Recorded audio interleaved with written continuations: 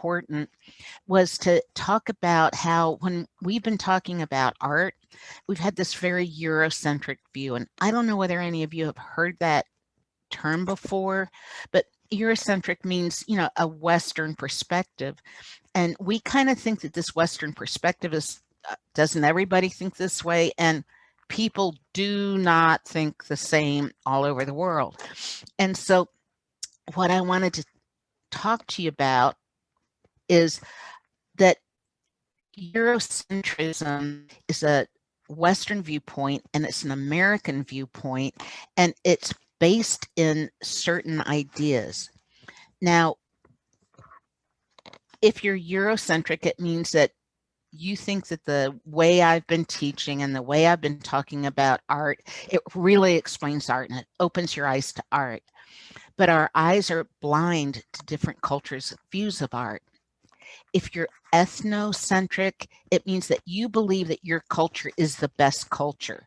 Like we have maybe a Confederacy ethnocentric, or we might have an African American ethnocentric. It's like, this is how people think. This is how my people think.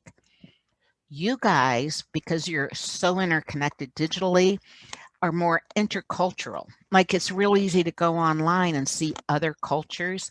So if you like other cultures, then you can kind of see that other cultures think differently than you. That's called interculturalism.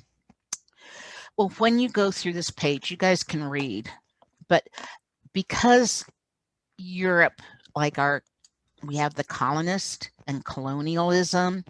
Colonialism means that one culture dominates another because the other culture is less civilized. So when the colonists come over here, they think Native Americans are uncivilized and that they're going to bring civilization with them. The Indians already had a civilization, but we tend to wipe that civilization out when we're, talking about Native Americans. We've erased that history. So, excuse me, the regular type on this page is kind of like, here's what a Eurocentric view is. And then the italics is how this applies to art. So we have this idea on here that how much an artwork sells for determines its value. Well, what else could the value of a piece of art be? Or, excuse me, art belongs to the owner or museum. Well, of course, people own art. Like, how else would art exist? The idea that we have old masters, the idea that we can analyze art. I'd like for you to read this because there's questions about it on the quiz, but just think about it. So everything I've been teaching you has been rather Eurocentric, and I wanted to give you a couple of other viewpoints. What we're going to do today is look at Native American art, and Native American art is not Eurocentric at all. So Native American art, true Native American art, is made just for the tribe, and they don't want their art, many tribes don't want their art in museums because they think that the museum takes it out of context. And if your art has a feeling of spirit or being alive, you've killed it. You've taken it out of context. It's kind of like beheading somebody and putting it on a stake and having everybody view it. It's detached from the body of the tribe. So museums are not, you don't see Native art in museums often for a reason. Many tribes don't have a name for art. Like if you live in a teepee, what are you going to do with a painting or sculpture? Drag it on a horse behind you, right? The teepee won't accommodate a painting. And so in the Pueblo culture that I'm kind of steeped in, there is no name for art, but there's like 23 names for beauty. And they believe that art is intended to make life more beautiful. And it has spiritual and cultural values. In traditional Native art, you don't have the individual artist that kind of stands out. You don't have a Picasso or somebody like that. You follow tradition. And the better artists are the ones who show the tradition better. And individual variation. You can have some of that, but you don't step outside of the tradition because you're making art for the tribe, not for yourself. They also believe that art is made by everybody and that art is experienced with music. People call and respond. Everybody participates in the art. And I want to give you an example of this. I go to certain ceremonies every summer, and I am not a tribal member, so I'm not allowed to participate. I'm very much a observer. You're not allowed to use your cell phone. All cell phones must be put away. You must experience this event. And the elders call everybody back to the Pueblo. I'll keep the share up. The elders call everybody back to the Pueblo, and you might be a surgeon or you might be a businesswoman, but you come back if you're a tribal member, and you become part of the tribe again. And the idea is that in modern life, we get out of sync with our heartbeat. Like we get stressed out. We're on a schedule. We're not natural time. We stay up all night and we have artificial light. So the idea here is that you come back into the tribe to experience a common heartbeat. And at dawn to dusk, there's drums, and it's boom, boom, boom, boom, boom, boom, boom, boom, boom, boom, boom, boom, and a heartbeat starts. This entire Pueblo is made of adobe, which is like a hardened mud substance. It's dirt roads, adobe structures, and so the earth starts having a heartbeat. Boom, boom, boom, boom. And if you lean against a building that's made of adobe, you feel the building vibrate. And then the dancers come out, and the dancers are dressed in their regalia. Nobody owns any of the beautiful objects that are worn. The tribe owns it. And so you make something really beautiful and you put it in the storehouse. And then when it comes time for a ceremony, the pride is that somebody will select what you gave to the tribe and wear it and honor it in these ceremonies. So the dancers come out, and there might be 400 dancers at a time, and they're all dancing to boom, boom, boom, boom, boom, boom, boom, boom. So what happens is that adds to this rhythm, and pretty soon the dogs start walking like boom, boom, boom, boom. And if you see hawks overhead, they're kind of going with the rhythm. And for days afterwards, your heartbeat is slower and is boom, boom, boom, boom. And you can feel it wearing off. So the artwork there is intended to bring everybody together in an experience that you participate in, and you feel this rhythm of the earth, and you return to the earth and you feel the earth, and you're connected to the earth. And so it's not really art, although there's beautiful objects all around you. So let's talk about this a little bit. One of the things that Canvas is driving me crazy today. It's not allowing, there we go. Come on down. Come on down. There we go. It's hidden behind a bar that I have to move forward. Okay. One of the things that I wanted you to know is that we romanticize Native Americans today, and you might be like really interested in Native culture, but the truth is that in this country, we actively work to wipe out Native Americans. This is a piece by John Quick-to-See Smith, who is a very famous Native artist, and it kind of shows this idea of the United States just wiping out or whitewashing everything. And one of the things I wanted you to know is that when we say one nation under God, that's completely incorrect, that there's actually 574 Native nations. Now, when I say Native nations, I mean sovereign Native nations. When you go on to a Native nation, a federally recognized tribal land, they have their own language, their own views, their own religion, and their own laws. So if I'm on Native land, I'm on a Native nation, and I speed, I go to traffic court and tribal court, and I have to have a tribal office, a tribal lawyer, and there's a tribal officer, and they can do anything. They can throw me in jail. They can make me pay $5,000 for a parking ticket because they have their own laws, and I have to obey their laws. So when I say they have their own language, there's 574 languages. There's 574 tribes. Each tribe is extremely different and has a different identity. Now, these 574 tribes represent a small number of the tribes that have been in the United States. And when we are thinking about, well, that's a lot of tribes. You know, I didn't know there were 574 federally recognized tribes. There's actually a lot more that are not federally recognized that have their own rituals, their own language, their own culture. Well, in 1830, Andrew Jackson signs into law the Indian Removal Act, and the Indian Removal Act removes Indians from their land. And when you look it up, it's like, oh, we negotiated with Indians to do westward expansion. We didn't do that.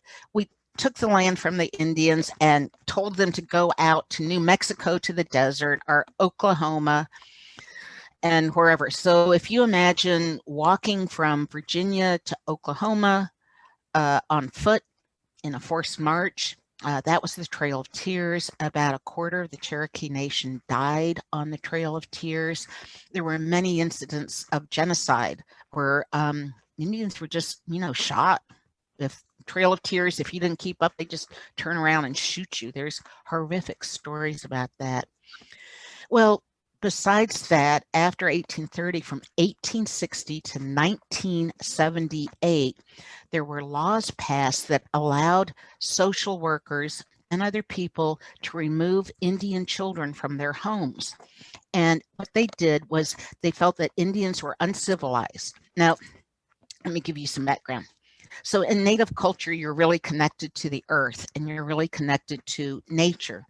So if I live in Virginia and I have a whole religion and culture based on Virginian nature, if you put me out into New Mexico in a desert, that's a completely different nature. And I don't know how to grow crops. I don't know how to make my art. My rituals don't fit into that landscape. Okay.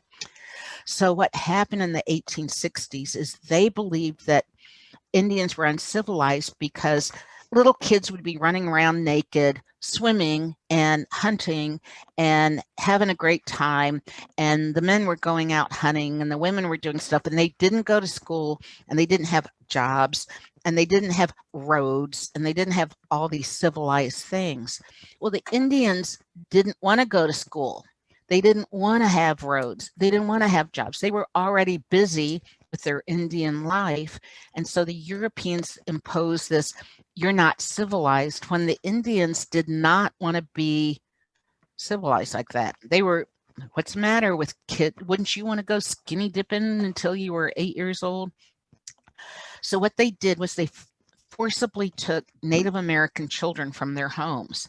Now, in the 1860s, pretty much all the Native children were kidnapped and put into these boarding schools. And in this first picture, you can see these little kids. See how many of them there are? That's just one school. When the kids were kidnapped and put into these schools, the boy, their hair was cut short. And for the boys, that was a sense of shame to have their hair cut. They had to wear Victorian clothing. They had to take Christian, they couldn't use their regular names. They had to take Christian names.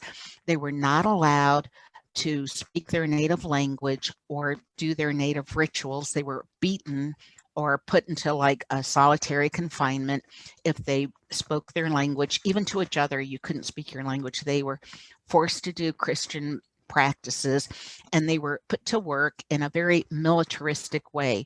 Like you would go into the dining hall and stand at attention, and when somebody clapped, you could sit down, and then when somebody clapped, you could pick up your fork. And this was to get the Indian out of them. And so we see here these kids before and after pictures of how improved they were by these boarding schools. This went on until 1978. And what happened by 1978, obviously they weren't kidnapping them in large degrees, but what they were doing was that if there was any complaint against a Native family, if there was a single mother in the Native family, social workers would come in and say, as a single mother, you can't support your child. We're going to take them away and put them in boarding school to improve their life. And in the 70s, there was this big thing where white couples wanted to adopt Indian children. And so if a parent was alcoholic, if a parent broke the law, they would take their children away and give them to white parents to bring them up, because a white upbringing was better than a Native upbringing. Well, obviously, if you do this to culture after culture after culture for 100 years, it leads to PTSD. When these kids returned home to their families, they weren't allowed to see their families for years. When they returned home, they were taught to be ashamed of their family, ashamed of their tribe, not to speak the language. They were taught, like, well, if you go and get a job, you can support your family. And so there was this whole period up until 1970s where there was this huge break in Native culture. And what was really ironic is once we wiped out the Indians, then we started liking them again. Like now you see dream catchers, or you see Native American artifacts. And so now we romanticize them because we've wiped them out, and then we've done this weird white amalgamation of them. If you want to know a little bit more about this, because did you guys know about that? Did you know that Native children were taken from their homes? Anybody kind of, had you heard of that? I read a book about this famous football player, Jim Thorpe, and he was a Native American that they sent him to a military institution. That's where he found out about football, American football. But there's a whole book that I read about it and his from his perspective, and how it was he felt, like you said, not betrayed. He felt ashamed of his tribe and Wow. brought up. And then it wasn't until after he became this famous football coach that he started to embrace it again. That's interesting, because how many thousands of kids went through this and didn't become a football star? And so the one that excels in white culture is the one that then were willing to hear their story. But all the ones that were alcoholics as a result of it, because of a broken system, you don't hear about them, right? Yeah, that's a really good example. Mary, did you know about this? You said, did you learn about it in history? Briefly. Yeah. That's the thing, we learn about the colonists, but we don't learn about who the colonists wiped out, right?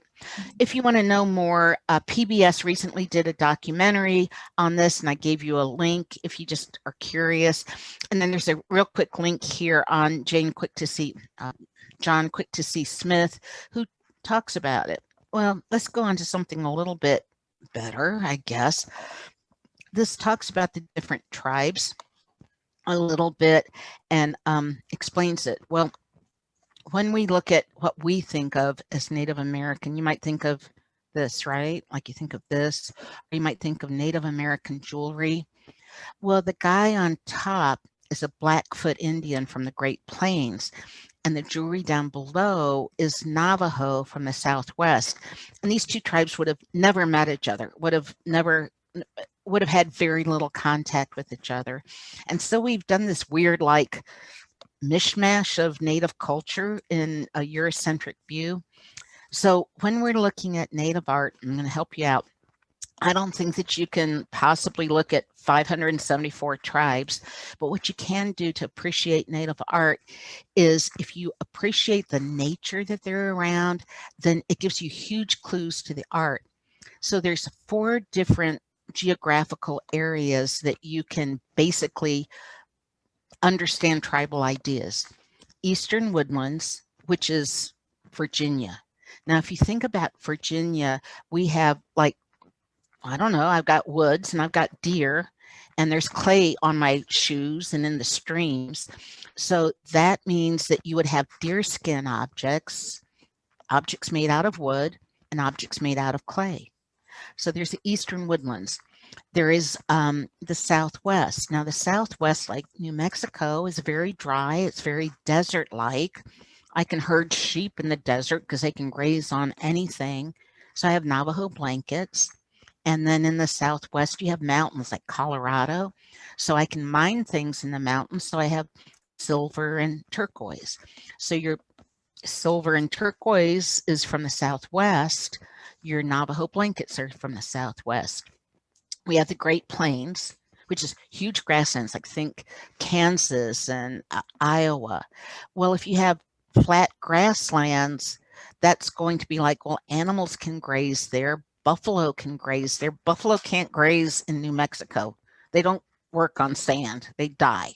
So if they're grazing in the Great Plains, then I see buffalo skins or a buffalo woman as a mythic figure. So we have Eastern Woodlands, Southwest, Great Plains, and then Pacific Northwest. You can think of Seattle and Oregon, and there they have the old growth forest where, like the sequoia trees, if you put your arms around the trees, you can't even hold them, and they're huge. That's where you get totem poles from. Totem poles are not from the Great Plains because the Great Plains don't have huge trees in them. So because nature is so important to each tribe connects with nature, does not see itself as above nature, and reveres nature through these natural materials. So we can check this out. Here's Eastern Woodlands. Now, when you see these women, they're wearing deer skin. And then when you're looking at the patterns that they're wearing, she's wearing shells. I find shells when I walk around along the Chesapeake Bay. She's wearing blue, which looks very watery. The other woman is wearing red, and I can see these bird-like figures on them. Often in Native cultures, you'll see a balance of nature, and nature is like night and day, summer and winter. So there's often two clans in a tribe that represent two parts of nature. So here I might have water, and then I have a bird. So the bird is above, like a spiritual thing, and the water is a physical thing. So these are women from two clans that are talking together, working together, and that bird would symbolize like a spirit of freedom. The blue would symbolize water flowing. And when you look down here at these different articles of clothing, these are Eastern Woodlands, and you'll see that there's, the deer skin. Now the moccasins are kind of cool because each moccasin type is from a different tribe. And so if I was walking through a pine needle forest, I could wear a soft deer skin sole like this. And if I have cat briars, I might want to have some things around my ankles to keep the cat briars from kicking up on me, right? So when I look at these moccasins, they make perfect sense. These are my husband's moccasins. That's all beaded by hand. Is that crazy? And on these, they're very thick soled. And this is for walking in New Mexico where there's a lot of cactuses. And so these soles are very thick on this one. These are Ojibwe, and they're actually quite old. These are Ojibwe moccasins, and you can see that they're made really, really differently. They lace up a little higher. It's hard to tell, but these walk through snow because they lace up a little higher. So each moccasin style is different. We'll look at those a little bit. Here we have a pipe, and yes, they would smoke interesting things in their pipes, but I said, okay, we have wood and we have clay. So that's a pipe with a dog head on it, and they would put stuff in the bowl, and then the dog's little snout has a hole in it. So when you think of peace pipe, each tribe had a different sacrifice that they would make with a pipe. This is not so much for recreational stuff as for spiritual stuff, and it's the idea that I can take something physical, and when you light it, it turns to ash and the smoke goes up. That's a prayer offering because all of us will physically turn to ash and our spirits will rise, right? So the rising smoke and the leaving of ashes symbolizes like our spirit going up into the world. So a lot of these have a lot of interesting symbology to them. Now, Great Plains, You think of teepees. Can you imagine setting up a teepee in the woods here? You would never find a flat enough spot, right? So teepees are Great Plains. I can take this teepee down and I can put it on the back of a horse and I can drag it across the plains there, the grasslands there. So teepees come from the Great Plains. One of the things that's very cool about the Great Plains is, of course, horses would love to run across fields like this. So they have horse regalia where they actually have made beautiful things for their horses. If you're into horses, look up Great Plains horse masks. Buffalo would graze on the Great Plains. So I see here a buffalo skin. So what happens on the buffalo skin is they have all of these symbols of horses, and they're fighting here with white soldiers. When the Great Plains would go into battle on their horses, they might paint symbols on their horse, and they would have what they called ghost shields. And they would take the buffalo hide and they would stretch it around a wooden frame, and they would hold it up as they went into battle, and there'd be the symbol on it. They knew that bullets would pierce this rawhide on it. The rawhide wasn't going to bounce the bullets off. What they were doing when they held up this symbol, that was their vision, that was their power. And they were showing that they had this personal power, this personal vision of them as strong warrior men. And so a lot of times when you see symbols on things like this bandolier bag, these symbols are abstract because they're not meant to be real. They're meant to be an idea.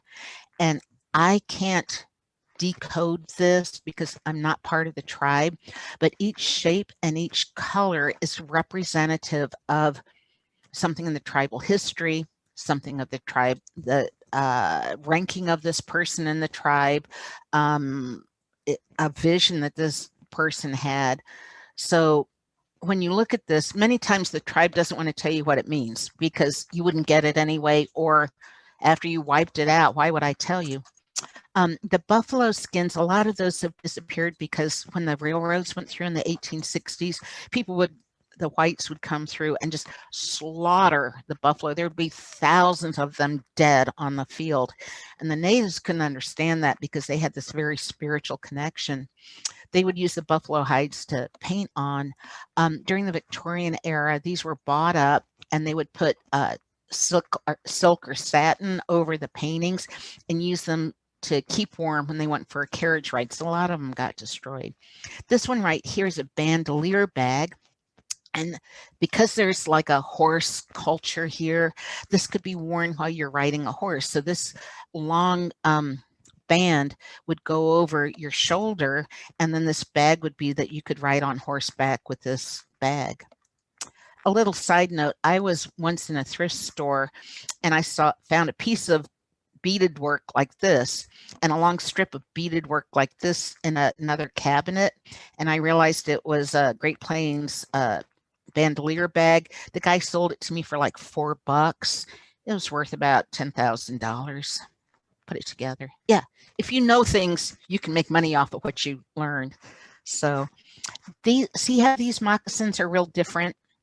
If you've ever gone bareback riding, you can get blisters, right? So if you're holding tight to the horse and the horse is moving, you want to have these long moccasins to protect your legs as you're riding. So you can, once you start thinking like this, as you look at Native art, it starts really making a lot of sense. Okay, the Southwest. This is my country here. So on the Southwest, this is a kachina, and a kachina whites will call it a doll, but it's a small spirit carving that's given to kids to help them understand animal spirits. We're not separate from the animals, we're connected to the animals. And what this would be that when the child or somebody grew up, when they had a dance, they would dress like this. So an actual person would dress like this. And what would happen would be you would have an eagle feather headdress, horse hair tied to your hair. You would be wearing a mask like this. You would be here wearing usually they don't wear anything on their chest, and they put like a red mud on their chest. These would be leather bands. You'd be holding a feather prayer fan. You'd have a hand-woven belt on, and you would have your moccasins on. And you would do the eagle dance. Now, this is not like the eagle dances at powwows around here. They are sacred dances, and they will have these dances that connect us to nature. So when birds migrate or animals go up into the mountains, there are dances that are talking about these animals emerging or going back. An eagle dancer sees things from above, sees things from a large perspective, is proud and fierce. My sister used to teach in an Indian school, and when the kids got crazy, she couldn't say, "Stop acting like wild Indians," because they were acting like wild Indians, and you couldn't say that. She'd go, "Act like deer." And immediately the kids would be quiet and look around and would be attentive. Sorry, my husband. She might say, "Act like mice." And they'd pull in and be small and do their little work. So on the playground, they could be a hawk, or they could be an eagle, or they could be a bear. But in class, they had to be deer and mice. And so that would be she would teach science by taking them fishing and by measuring how deep your hook had to go. That was math. I mean, you couldn't teach in a normal way. It drove her crazy. She's very white. Let's see. Oh, so pottery, there's a different kind of pottery for each tribe. So for instance, in the Pueblos, there's 19 different kinds of pots. This one is Hopi. And the symbols on them, this right here is a water god. And it's like it has a horn and it has a body, and you can see the shapes are very fluid. So this is a water pot because it has the water god on it. Now, when I turn it, what's really cool is when they design these, they do it freestyle. So this is, they collect the mud from the river with songs and prayers. They spread the mud out on a rock with songs and prayers. Everything has a prayer. Every meeting has a prayer. They grind the clay down, and then they re-wet it several times to get the impurities out, and then they coil it. And then this is painted with a yucca tip, where they take a tip of one of those pointed cactuses and they dip it into animal fat and paint on here. And because the fat gets hot very quickly when they fire it, it becomes black. Now, when I look at this, okay, see how there's 6 shapes on there? There's the shapes, but if you count, there'll be 6. Often in native pottery, you'll see 6 to be 6 directions. That's the 4 directions that we have, and above and below. So north is where I'm going, south is where I've been, east is things I have to bring into my life, and west is things I have to let go of. So, and then above is spiritual and below is physical. So often if you look at the 6-fold pattern on these, you can tell something about them. Each tribe, these pieces, the tribes are maybe 10 miles from each other. This is an Acoma pot. This is done freehand with a piece of cactus. It probably makes your eyes, look at this. This is done all freehand on the design to make it match up. Is that crazy? And look at how thin it is. That's hand coiled. So this is an example. This is within 10 miles, another tribe. This is a wedding vase, and this is burnished. I think it's hard to see, but this is a wedding vase. And then some of the pieces, see how little this is? See the design on it? Does it focus, or is it out of focus? Here. This is done with a cactus point, which is pretty crazy insane, right? So these are dragonflies right there. You have to kind of know them. Okay, so what happens on pottery is if you look for a 6-fold design, within each of those, it will tell you something about that direction that's meaningful. You also have silver and turquoise from the mountains in New Mexico. And so this piece is a Zuni piece. They call them petty points. On this Zuni piece, this one, they take the turquoise and they will hand cut it, and then they use sand and they rub it between their hands with sand. And that's how they polish it. Now, this is the traditional way. Obviously, you know, a contemporary one might use a grinding wheel. But so when I have a hair clip like this, each one of those pieces, the artisan took a sheet of silver, cut out the sheet of silver, took silver wire, twisted it, and then each one of these pieces is done the traditional way, where they have used sand and made each one of these perfect in how they're lined up, which kind of blows my mind. Concho belts are from the Southwest. And so they would cut each one of these out from a sheet of silver, and then they would use kind of like chisels to dap out the different designs on them. So this is one tribe. This is Navajo, or Diné, as they would prefer to be called. This is Zuni. So each one of these styles, when you see really different styles, each one of these bracelets is from a different culture, with a different language, with different laws, and a different nation, which is real cool. You know what? If you went to Meow Wolf, oh, I so enjoyed your papers on reflecting on art, the Meow Wolf Burning Man. That was so much fun to read them. If you went to Meow Wolf in Santa Fe, you could visit all these pueblos and go to these different nations. And in the summer, you just look up Pueblo Indian offices, and they will post the dates of their ceremonies. You can't use your cell phone. The tribal law is that you must experience this and you cannot record it. And if you take out your cell phone, they will take it away from you and not give it back. And because that's tribal law, you don't get your phone back, but you can go and experience it. And so, you know, you could do Meow Wolf, and then you, in the summer, you could do 5 or 6 different ceremonies, and you just go on to the Indian Pueblo and you stand respectfully back. I mean, you'll see people standing respectfully back, but you can witness these ceremonies that have been going on for thousands of years, and it's really beautiful to do it. I do it every summer to get my heartbeat straightened out.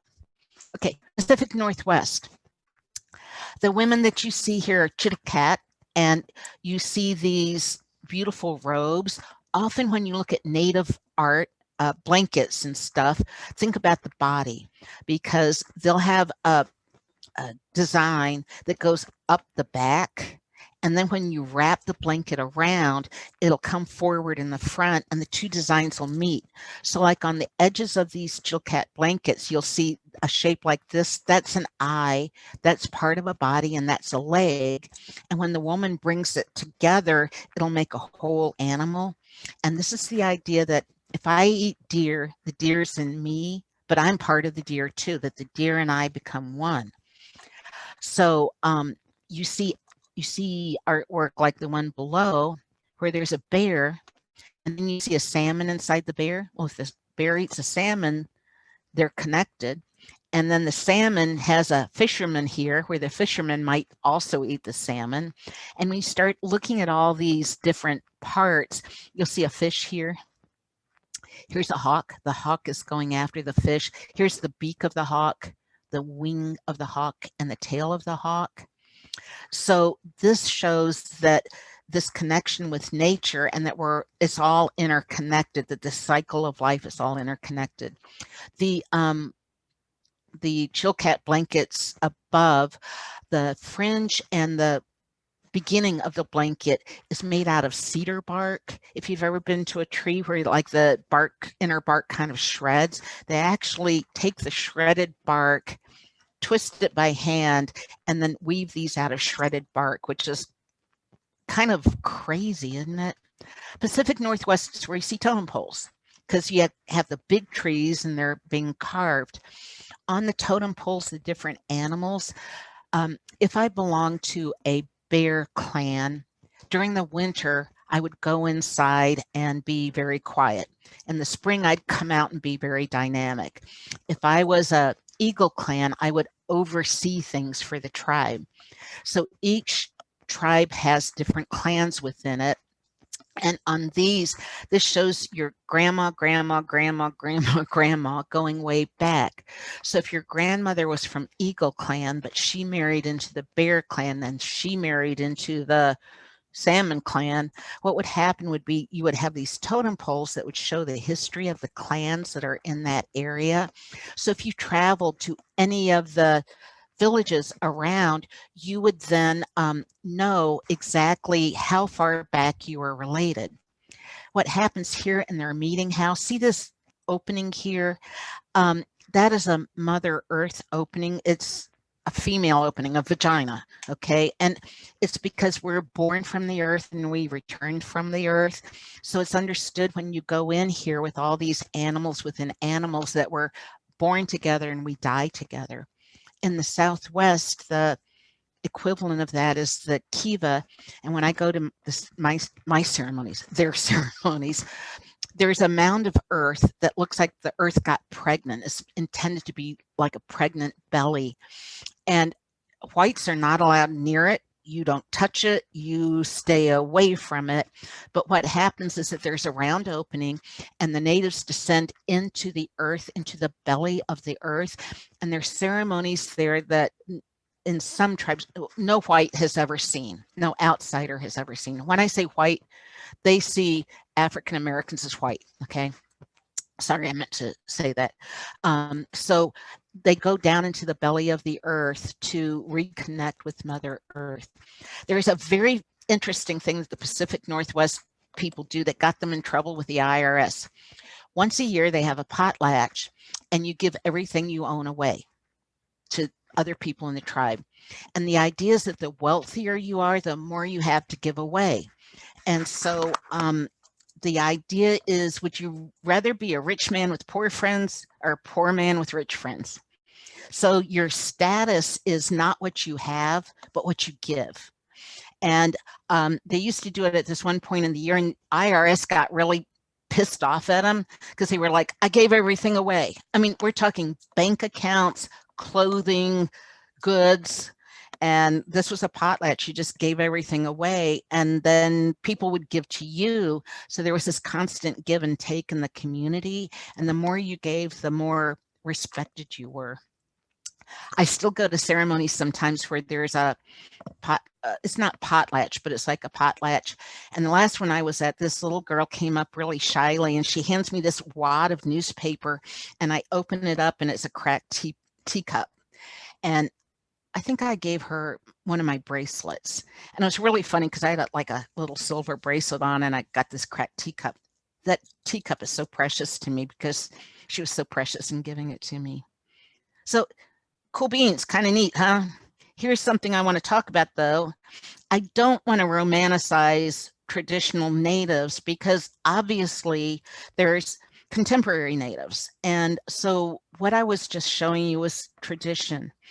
In the last couple of generations, there's been a real return to the language and the elders keeping the language alive and the elders teaching the language in the Indian schools. The nations have their own school systems. And you can go to an Anglo school or a native school. COVID has hit the reservations really, really hard because a lot of them are remote and they don't have their own hospital systems and the elders are dying at a very fast rate. And there's a lot of concern among the 574 First Nations that a lot of tribal knowledge is being lost because of COVID. So there's this real push to try to get it, you know, connected. However, there's a bunch of native people your age and my age who have gone to university, have gone to art school, are, you know, wear t-shirts and jeans and, you know, drink Budweiser and all that. Budweiser.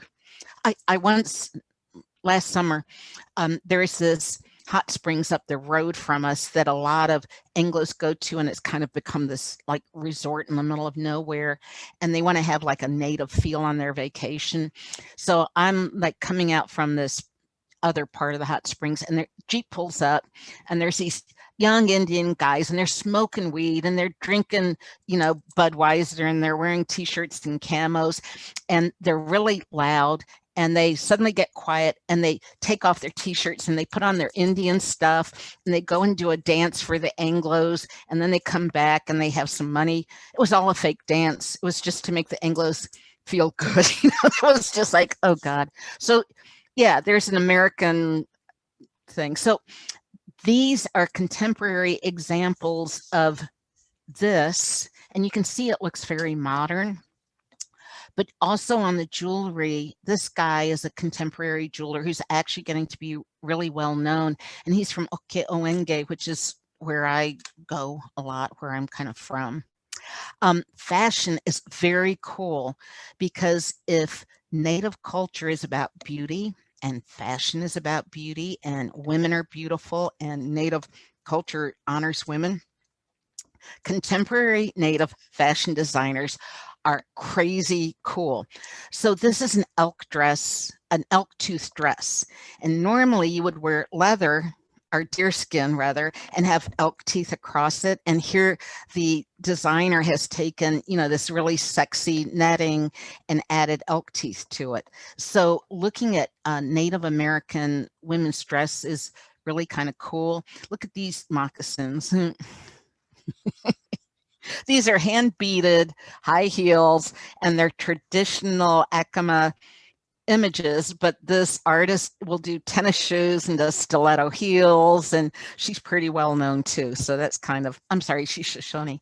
So that's kind of cool on that. There is in Native art right now a real push for artists to do things in support of missing Indigenous women. Indigenous women are murdered and raped at about 25 times the rate of all other female populations. They are very much taken advantage of in the Pacific Northwest. The loggers come in and will kidnap them and rape them and dump them off to the side of the road. So a lot of artists are doing their work now in support of getting the more support to prosecute these people who are doing this. However, one of the guys who does that is this guy, Virgil Ortiz. I've known him since his work too as a teenager. And the spread on the left is his pottery and some of his stuff that went into Vogue magazine. So that's a leather dress that was featured in Vogue magazine. And Virgil is really, really doing some cool stuff. He is really into gaming and into video and into AI. And he's now doing a film where he's dealing with game figures, and there's this kind of mythic quest for these traditional, the game figures are based on traditional Native myths. And he's doing films where they become activated and have all of these like quests that they have to go on. And so it's very much like video gaming and Native stuff. So I included a link to his stuff. So if you're interested, he does stuff with missing Indigenous women to support the cause of missing and Indigenous women. I am sitting here talking to you digitally. If this was a real non-Eurocentric way to do Native stuff, I would have said a prayer and shut up and played music while you looked at art. So I can't talk about Native artwork without having a playlist that has a heartbeat to it. So this is a Native playlist that I picked up on, and there's a lot of boom, boom, boom, boom. And I thought that if you're studying or doing something and you hit the playlist and you play it for a few hours in the background, you might get that feel of the Native rhythm of the heartbeat feel.